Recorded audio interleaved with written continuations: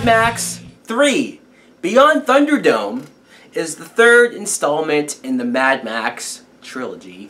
It is once again directed by George Miller and George Ogilvy, two directors this time.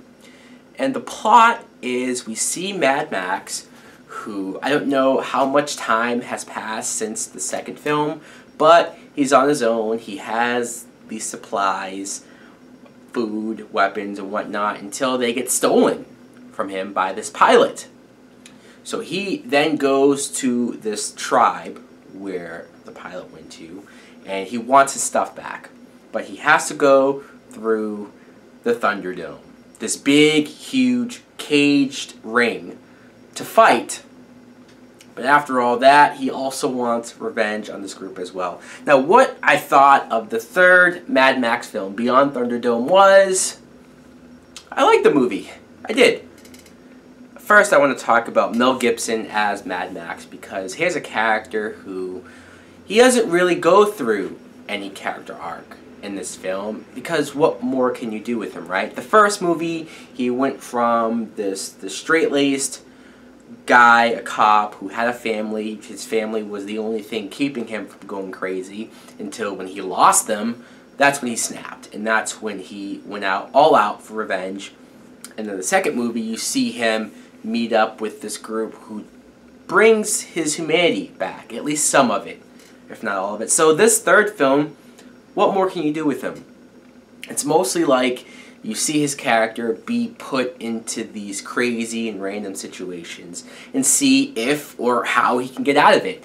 Like when his stuff gets stolen by this pilot guy, Jedediah, who is played by Bruce Spencer, the same actor who was in the second film that Mad Max found, became partners with, interacted with. But it's not the same character, which was weird, because at first when I saw him, I said, hey, it's the same guy from the second film.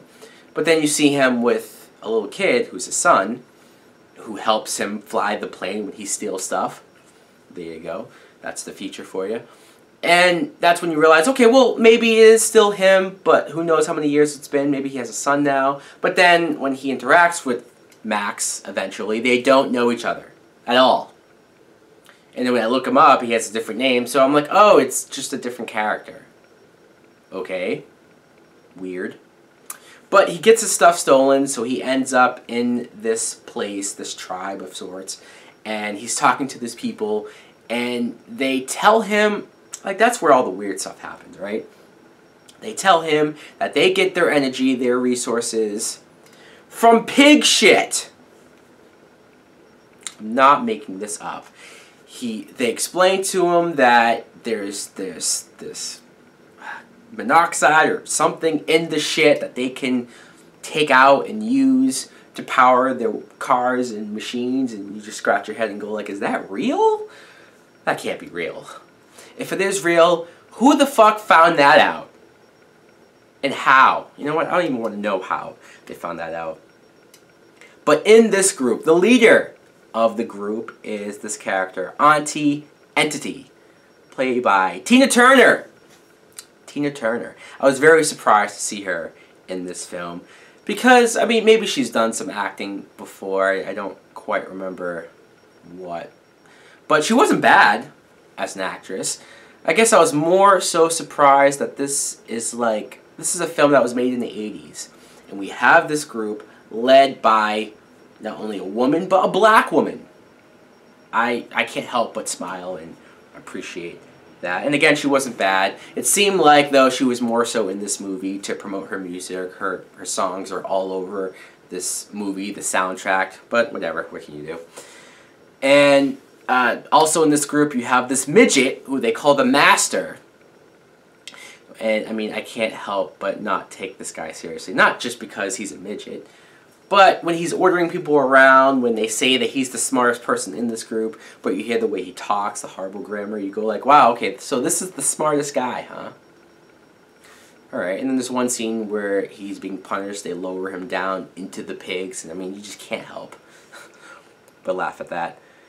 The scene where Max has to fight in the Thunderdome ring, that's pretty awesome. It is.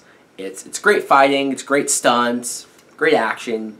It's this huge cage that the people are surrounded by watching, and the two people are hooked up to these ropes, and they're bouncing around trying to get away from each other. There's weapons hanging up on the walls of the cage so they can grab them and use them. It's crazy, it's intense, and it was cool. There's a point where Max gets saved by this other group who look like cavemen, except for this time they talk. They don't grunt like the kid in the last movie. They talk. Some of them are reluctant to help him, but they do, and then that's at the end when you get this big, huge chase scene and action galore. Of course, these movies are known by this point for their action, for their chase scenes in cars, so that helped. That action was good. And you can tell the budget's at its all-time high here. It's clearly the biggest budget that they have, and it shows. The practical effects, the explosions at the end. I can enjoy, if nothing else, I can enjoy how these films look and the scale of everything. The desert scenes. It's a great film to look at. So guys, that's it. I mean, I can't say I love all of these films. There's a certain weirdness and darkness to all of them. But again, I can appreciate everything that goes into it. Mel Gibson, for sure, I like as this character, which I should probably mention. I watched all three of these movies with Mel Gibson, and I never once thought, until now, that, oh yeah, he made all those racist and fucked up comments a few years ago. Abused his wife or girlfriend or whoever the fuck she was. So, I mean, I'm surprised that I could watch movies with him and not think about it. I always wondered if I could do that, and I did it. So, there you go. Anyways, guys, let me know in the comments below if you've seen Beyond Thunderdome. What did you think of it? Like, comment, subscribe. Later.